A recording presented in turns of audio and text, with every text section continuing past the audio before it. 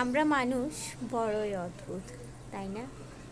নিজেকে অন্যর থেকে কিভাবে বড় করা যায় এ করতেই যেন আমরা অনেকটাই ব্যস্ত। কিভাবে আমাকে বড় দেখাবে আর কিভাবে আমার পাশের জনকে ছোট দেখাতে পারবো, এটা নিয়ে সবাই ব্যস্ত। বিশেষ করে কাছের আত্মীয় স্বজনের সাফল্য দেখলে, কাছের আত্মীয় স্বজন যখন ভালো থাকে তখন দূরেরটার খবর তো আমরা জানি না, কাছের মানুষগুলোর সুখ দেখলে আমরা এমনটাই করি। আমার যে বান্ধবীটা দাম্পত্য জীবন সুখের না, তার কাছে গিয়ে অনায়াসে আমরা বলি সে আমাকে খুব কেয়ার করে, সে তো আমাকে চোখে হারায়, আমার কাছ থেকে সরে না। বুঝতে পারি না বাবা, তোর হাজব্যান্ড কেন এমন। আবার যে বান্ধবীটা একটু আর্থিক অনটনে আছে, সে যদি তার দাম্পত্য সুখের জীবনের কথা বলে, তখন আমরা তাকে শুনিয়ে দিই আমি তো রোজ রেস্টুরেন্টে খেতে যাই, এত টাকা দামের শাড়ি পরি, ব্র্যান্ড ছাড়া পরি না। আসলে আমি নিজেও ধোয়া তুলসী পাতা না। এই কাজটা আপনি যেমন করেন আমিও করি। আমাদের মধ্যে ওই রিয়েলাইজেশনটাই আসে না যে আমি নিজেকে বড় করতে গিয়ে অন্যকে ছোট করি, অন্যের মনে কতটা কষ্ট দিচ্ছি। তার যেটা না পাওয়া, তার যেটা দুর্বলতা, সেটা জানার পর তাকে আমি কিভাবে হার। কারো ছেলে মেয়ে হয়তো পড়াশোনায় দুর্বল, তার কাছে গিয়ে নিজের ছেলে ভালো রেজাল্ট, ভালো ক্যারিয়ার নিয়ে গল্প করতে বেশ মজা লাগে। আমার কোনো বান্ধবী পড়াশোনায় ভালো হওয়ার পরও হয়তো চাকরি পায় না, তার কাছে গিয়ে নিজের চাকরি জীবনের, নিজের সাফল্যের কথা বলতে বেশ সুখ পায়। আসলে কেন এমন আমরা জানি না।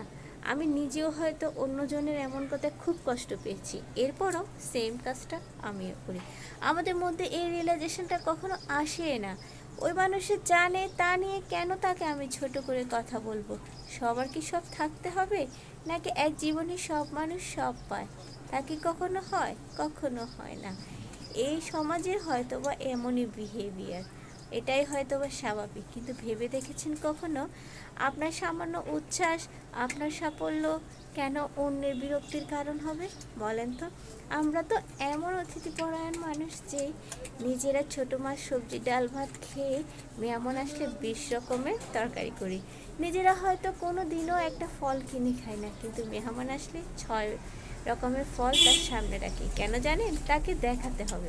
জেনে হোক কিংবা না জেনে হোক, আমরা নিজেদের সাফল্যগুলো অন্যকে বলে অনেক বেশি মজা পাই। আমি, আপনি, সবাই। আমরা এটা বুঝতে পারি না যে তার না পাওয়াটা তাকে মনে করিয়ে দিয়ে তার যে একটা ব্যাকুলতা সৃষ্টি হয়। কেন এটা করি বলেন তো? আমার কি মনে হয় জানেন, আমাদের দেশে 90% ফ্যামিলিগুলোতে সমস্যা কিন্তু এমনই হয়। স্বামী স্ত্রীর সাথে সম্পর্ক খারাপ হওয়ার, তারপর হচ্ছে সন্তানের বাবা মার অবাধ্য হওয়ার। দেখা যায় কি, আমার এক বন্ধু আইফোন ইউজ করতেছে, অথচ দুই বাবা আইফোন কিনে দিয়েছে তাকে, এখন আমারও আইফোন লাগবে, অথচ আমার বাবার একটা অ্যান্ড্রয়েড ফোন কিনে দেওয়ার ক্ষমতাও নাই। আমরা আমাদের সীমাবদ্ধতা বুঝতে চাই না। আমার বান্ধবী ব্র্যান্ডের ছাড়া পড়ে না, অথচ আমার হাজব্যান্ডের হয়তো সেই ক্ষমতাই নেই, কিন্তু আমাকেও তার সাথে মিলিয়ে ব্র্যান্ডের পড়তে হবে। ওই আকাঙ্ক্ষাটা না আমি নিজেই তৈরি করে দিই। তো এটা খুব স্বাভাবিক ব্যাপার, কিন্তু ভালো করে বুঝুন। বুঝলে কিন্তু আপনি চিন্তা করে দেখুন একটু গভীরভাবে, কেমন না ব্যাপারটা, তাই না? কেন আমার অন্য জিনিসটাই পাইতে হবে? যে জিনিসটা আমার নাই, কিন্তু আমার তো অন্য কিছু আছে, তাই না? তাই নিয়ে কেন আমরা সন্তুষ্ট থাকি না? হয়তোবা এটাই মানুষের স্বভাব, কিন্তু এই স্বভাব তো পরিবর্তন করা উচিত, তাই না? যেমন একটা ছোট বাচ্চা রাস্তায় সাইকেল চালাচ্ছে, তার পাশে একটা ছোট বাচ্চা খেলনা নিয়ে খেলতেছে, কিন্তু খেলনা হাতে বাচ্চাটার ইচ্ছে হলো তাই সে সাইকেল চালাবে, ওই ছেলেটা কিন্তু দিবে না। তখন খেলনা হাতে বাচ্চাটা তার মাকে বললো, মা আমাকে একটা সাইকেল কিনে দাও। এটা শুনে ওই সাইকেল চালানো ছেলেটা বললো যে কি, আর তোমার কাছে খেলনা আছে, ওইটা আমাকে দাও। সেও কিন্তু তার খেলনা দিবে না। তখন সাইকেল চালানো ছেলেটা বলবে, তোমার খেলনা দিয়ে কি হবে, আমার কাছে তো সাইকেল আছে।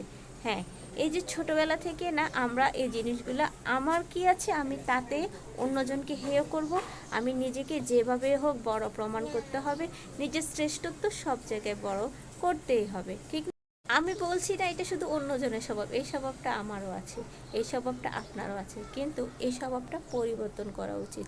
আপনার নিজের যতটুকু ক্ষমতা, তার মধ্যে আপনি যা পেয়েছেন তা নিয়ে আলহামদুলিল্লাহ করুন, তা নিয়ে নিজেকে সুখী পাবার চেষ্টা করুন। আপনি চাকরি করতে পারছেন না, ঠিক আছে, এটা হয়তো আপনার জন্য কল্যাণকর না। আপনার হাজব্যান্ডের অনেক টাকা নেই, যা আছে তা নিয়ে সুখী থাকুন। আপনার বাবা আপনাকে দামি অ্যান্ড্রয়েড কিনে দিতে পারছে না, যা কিনে দিয়েছে 5,000 টাকাটা নিয়ে সুখী থাকুন। আপনার বান্ধবী 5,000 টাকা জমা করে, আপনি 500 টাকা জমা করেন, কোনো সমস্যা নেই।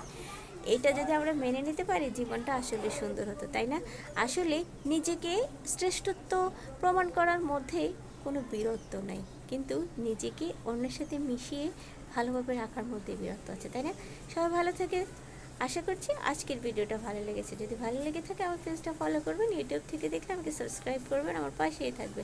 আজকে মতো বিদায় নিয়ে নিচ্ছি। আসসালামু আলাইকুম, আল্লাহ হাফেজ।